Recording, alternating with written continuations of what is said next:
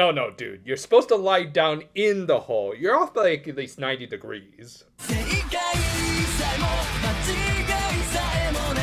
Continuing right from the last episode, Hagakure's group were making their way back to his village to deal with Sora, who was plowing his way through his supposed 99 challengers who didn't really exist in their tiny little village. So, hilariously enough, several of them ended up fighting him multiple times under obvious aliases. I mean, if the Pokemon games can get away with it for decades, I don't see why this show can't. At the same time, Tsurugi was trying to learn more about the capital that he was never raised in, and thus didn't understand even some of the basic commerce of it. Thus, Yaiba took them to their father's study, where he handled most of their economy. In the process, they found some old heirlooms.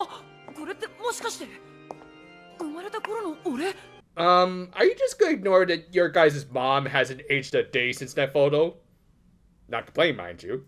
But yeah, he would end up spending most of the episode in this office just learning how much paperwork their old man went through each day, which, hey, points to the show for not glossing over how freaking boring actual politics can be. Elsewhere in the castle, Gordy and Hakua had snuck in the previous episode in drag. Oh great, this is going to lead to some annoying arguments on the Bird app, isn't it? Anyway, they were searching for any records relating to Gyarados, and surprisingly enough, they ended up getting some help from Brow.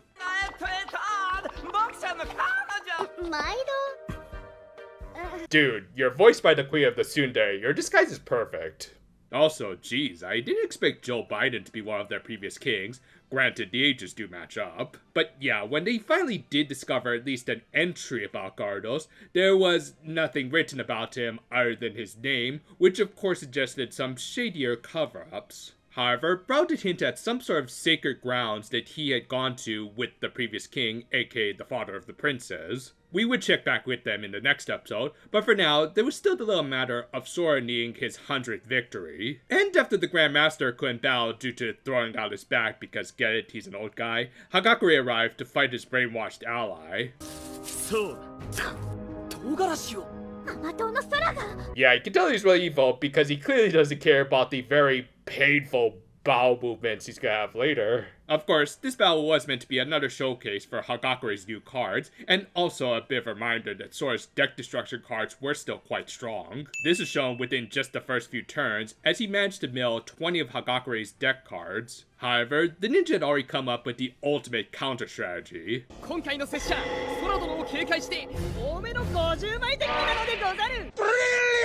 I mean, yeah, as even Sora points out, it's not exactly the most practical solution for a heavily luck-based game like this, but hey, matches well with his personality at least. And sure enough, he still at least managed to pull off his main Sword Brave combo. As he did, he pointed out how Sora had been an inspiration to him through his dedication to love. Yakuya isn't gonna date you if you keep saying stuff like that, dude. At the same time, another thing for the last episode that we just didn't have time to cover was Red Bull spraying Gyarados' influence on the rest of the Red Army, leading to a situation where both Amarello and Granada were surrounded by a bunch of evil middle-aged dudes. Well, I've read enough, things.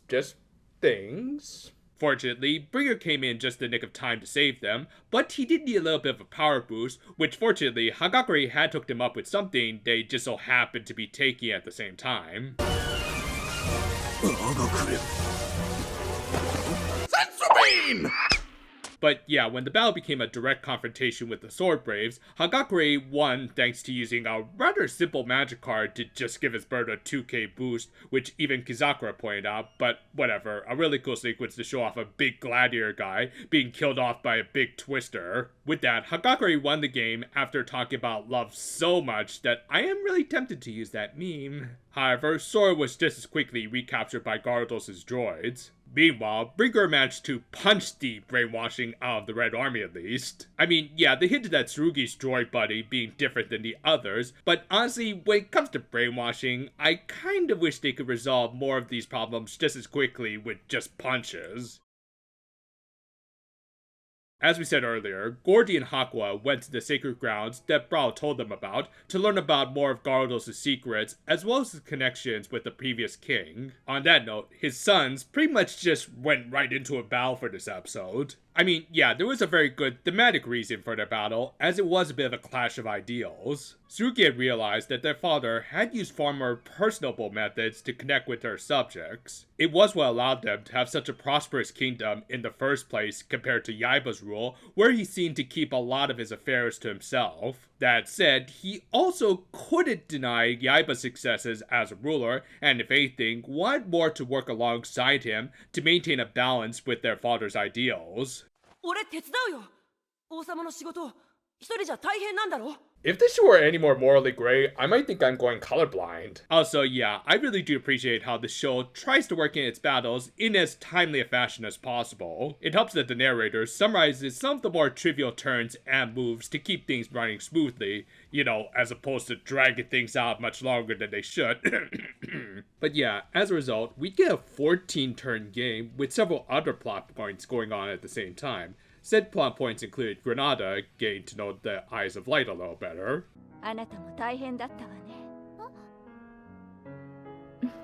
Is the queen trying to make her own harem? And Suo and Rivalry having been transported back to Stoke, with the latter so poisoned by the sacred tree's light that he was on the verge of death. Suo tried to at least comfort him by saying that he was his real brother, even though he knew he wasn't the Suo that he tried to resurrect. The spirits of their land did have the power to save him, but on top of not forgiving him for performing the forbidden human transmutation, they also needed a sacrifice to do anything. Fortunately, I guess for this guy, he had a brother who was willing to sacrifice himself, you know, in spite of everything this asshole has done. 兄さんを助けたいんだ。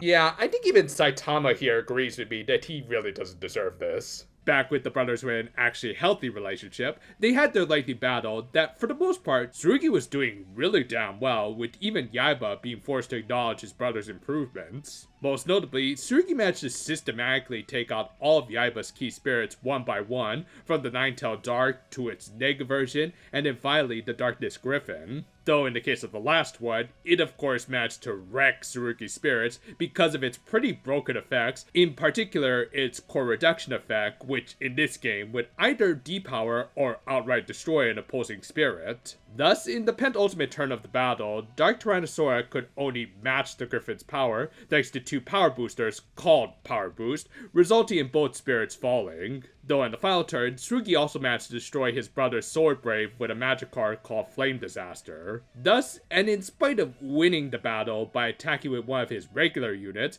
Yaiba couldn't do his usual victory announcement, possibly because he had to acknowledge that his little brother had won the moral victory. As not only did he manage to destroy all 4 of his signature cards, he did whilst upholding the beliefs of their father. Great visual storytelling to wrap up a pretty amazing battle to show off Tsurugi's developments, having defeated all of the spirits that beat him previously, and at least tying with Yaiba's newest card. At the same time, Haku and Gordy managed to reach the sacred grounds, only to meet up with a familiar looking dude in sunglasses who, yeah, is just a reskin of the disguise Tachibana had used previously. Anyway, he informed them about a prophet who told the previous king of a prophecy of the apocalypse that he and Gardos had followed. There was obviously a lot more to the story, though for some reason Yaiba was aware of it all, and in spite of defeating Tsurugi, the episode ended with him deciding to reveal his plans to his little brother, having learned about the horrifying truth they kept on going on about,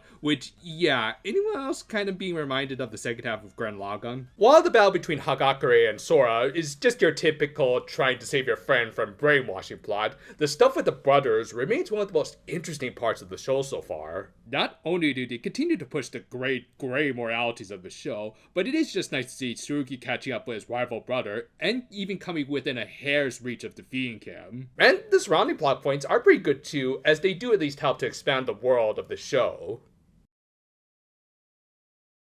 While I'll admit that not every plotline is quite as engaging as the other, I do think the show does a very decent job balancing out the multiple plotlines all at once, whilst of course trying to sell their product. Sure, Hagakure's battle to wake up Sora wasn't anything we haven't seen before, which is another reason why I don't like brainwash as a plot device, but at least they had an entertaining battle with the Green Ninja, playing a strategy that, let's be honest, we all kind of did when we first started our first TCG. That said, yeah, the real meat of the tales has always been the mysteries and intrigue surrounding the royal family. Tsurugi remains a strong protagonist because he keeps trying to learn more about the family he never knew about until recently, and is attempting to build a better world with both the old and new ideals of his father and brother respectively. Said brother, while still a bit of a stick in the mud, has been slowly defrosting as the Ice King he was, thanks to his brother's passionate flames that have slowly won him over. This is well symbolized with their battle that he very nearly lost. And thanks to that, Tsurugi has been let in on some of the darker secrets of their world, which continues to expand in some very interesting ways.